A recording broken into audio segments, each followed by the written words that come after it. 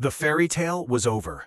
Eala's historic Wimbledon run had come to a heartbreaking end. The 21-year-old Filipina sensation, who had stunned the world by defeating defending champion Iga Świątek on center court, fell to Italy's Jasmine Paolini in a gripping fourth-round battle. The final score was 6-4, 4-6, 6-3.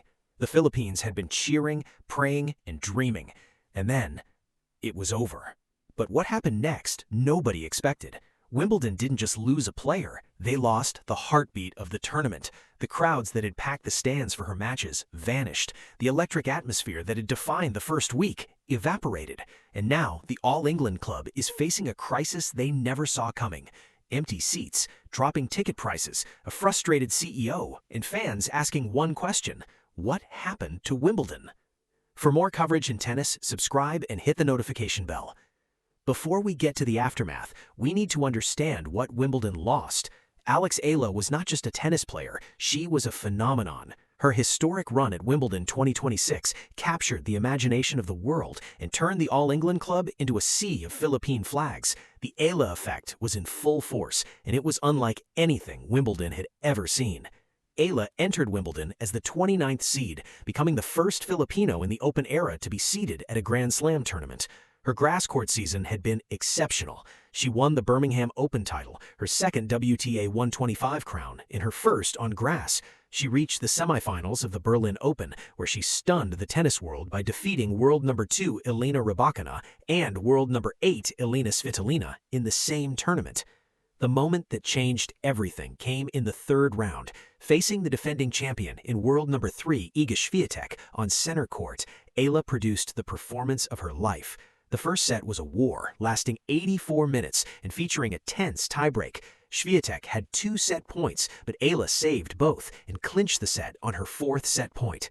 The second set was even stunning. Eala stormed to a 4-love lead and never looked back. The final score was 7-6, 9, 6-2. The victory was seismic. The highlight reel of Eala's win over Świątek became the most watched video of the entire championships on Wimbledon's official YouTube channel, reaching 1.2 million views. Her post-match press conference was the second most watched, with nearly 580,000 views. She had not just beaten the defending champion, she had stolen the spotlight.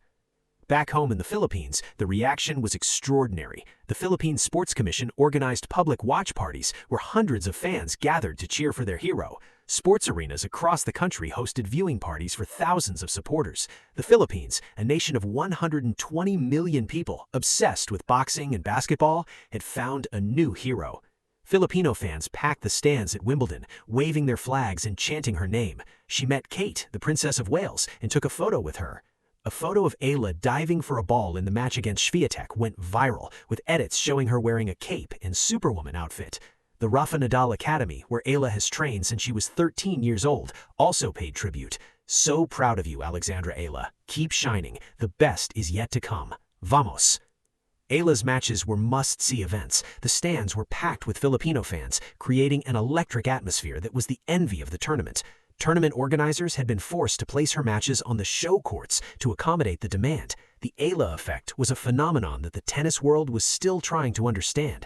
She was arguably the most popular player in tennis right now, and then she was gone. The fourth-round match against Jasmine Paolini was the end of the dream run. Eala fought bravely, but she fell 6-4, 4-6, 6-3.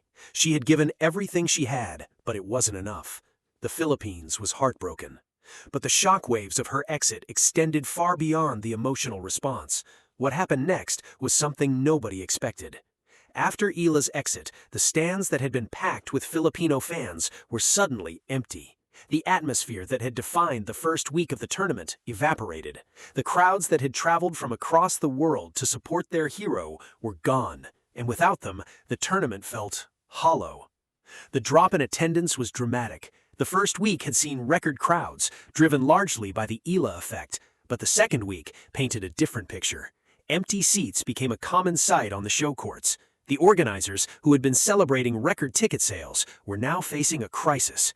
This is not the first time Wimbledon has faced attendance challenges. In previous years, the tournament has seen crowds plummet to their lowest in 26 years, with bosses blaming the rain for empty seats. The consistent rain across the 2025 championships had put a dent in the numbers, particularly on the Friday of the first week, when just 36,630 fans attended, down more than 5,000 from the previous year. But this was different. The weather was fine, the tennis was still being played, the fans were just not there. The empty seats became a talking point across the tennis world. Fans who had struggled to get tickets were frustrated to see them go unused. One person said, "Every year it frustrates me so much to see empty seats at Wimbledon in the prime spots when regular people have to practically fight in the Hunger Games to get a ticket in row ZZ just below the roof." Another added, "Why is it virtually impossible to get center court tickets without camping for 2 days, but then half the court is empty this evening?" The contrast was stark. During Eala's matches, the stands were full, the atmosphere was electric, and the noise was deafening. After her exit, the tournament felt like a different event. The energy was gone, the magic was gone, and the organizers were left to pick up the pieces. The drop in attendance wasn't just about the show courts. The outside courts, which are typically filled by people who join the queue, were also emptier. The Eala Effect had drawn fans to the tournament, but once she was out, many of those fans had no reason to stay. The tournament had lost its biggest draw, and the impact was felt across the grounds. The empty seats were not just a public relations problem, they were a financial disaster. Wimbledon had invested heavily in the tournament, expecting record crowds and record revenue. But the post-Eala slump threatened to turn a profitable event into a loss-making one. In a desperate attempt to attract fans, Wimbledon management slashed ticket prices. The move was unprecedented. Wimbledon tickets are notoriously expensive, but the tournament was forced to offer significant discounts to fill the empty seats. The price cuts were a clear sign of desperation. The tournament was struggling to attract fans, and they were willing to do almost anything to get them through the gates. Sally Bolton, the chief executive of the All England Club, was reportedly frustrated. She had overseen the tournament's transformation into a global event, but the post-Eala slump was a major setback. She was faced with the difficult task of explaining why a tournament that had been breaking records just days earlier was now struggling to fill seats. Bolton had previously spoken about the challenges of managing the tournament's popularity. In the past, she had to tell fans to stop queuing because the line had become too long. The irony was not lost on her. Just days earlier, she was struggling to manage record crowds. Now she was struggling to attract them. The post-Eala slump highlighted a broader challenge for Wimbledon and other major sporting events. The tournament's popularity is increasingly driven by individual players and their fan bases. When a player like Eala exits, a significant portion of the audience goes with them. This creates a fragile business model that is vulnerable to the whims of individual athletes. Wimbledon has also faced other challenges in recent years, including the influencer invasion. Fans have complained that the tournament is turning into one big influencer event, with content creators invited by luxury brands taking up seats that could be filled by genuine tennis fans. This has created a disconnect between the tournament and its core audience. The post-Eala slump may have been a wake-up call for the organizers, highlighting the need to build a loyal fan base that will attend regardless of who is playing. The tournament's reliance on social media hype has also raised concerns. Some fans believe that the influx of influencers and content creators has diluted the tennis experience and turned the tournament into a tourist attraction. The empty seats after Eala's exit suggested that many of those spectators were there for the vibes rather than the sport itself. The fans who had traveled from across the world to support Eala were heartbroken, but they were also frustrated. They had seen what the tournament had become, and they were not happy. For Filipino fans, Eala's exit was more than just a loss. It was the end of a dream. She had been their hope, their inspiration, their champion, and now she was gone. London-based nurse Roberto Ocampo Jr. had captured the sentiment perfectly. "She's like a ray of hope for the Philippines, especially at her age. She made history. That's one thing that we can tell to the next generation." Without her, the tournament felt hollow. Fans who had struggled to get tickets were particularly frustrated by the empty seats. The queue for Wimbledon tickets had become notoriously difficult, with 10,000 people turning up by 8:30 a.m. on some days. The fact that empty seats were going unused was a bitter pill to swallow. The empty seats were a visual representation of the disconnect between the tournament and its fans. The influx of influencers and content creators had already caused friction among traditional tennis fans. Many fans believe that the influencers are taking up seats that could be filled by genuine tennis lovers. The empty seats after Eala's exit only added fuel to the fire. One fan said, "I can't understand why influencers who have nothing to do with sport are being invited to Wimbledon and to F1 for what reason?"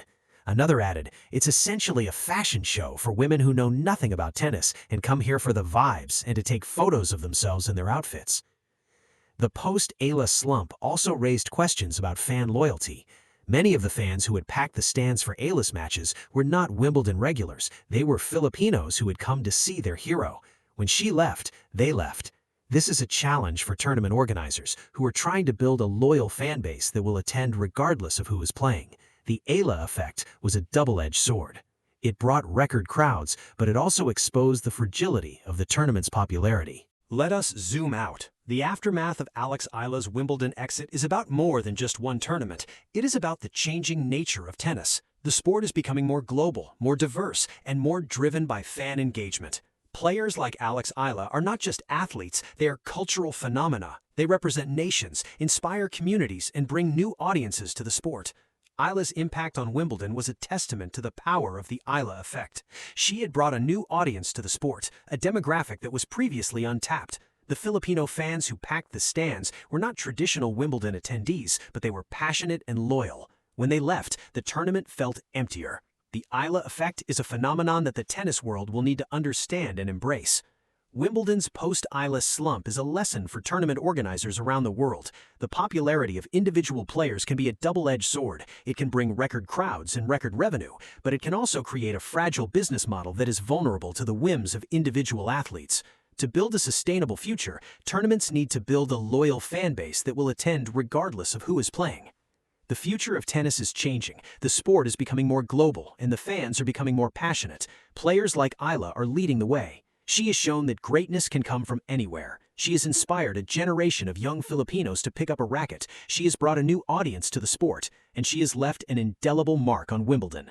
Eala's next target is the US Open. She is expected to begin her hardcourt campaign at the Mubadala DC Open in Washington, D.C., scheduled from July 27th to August 2. She has learned valuable lessons at Wimbledon. She knows she needs to improve her serve. She knows she needs to be more consistent, but she also knows that she has the game, the mentality, and the support system to achieve greatness.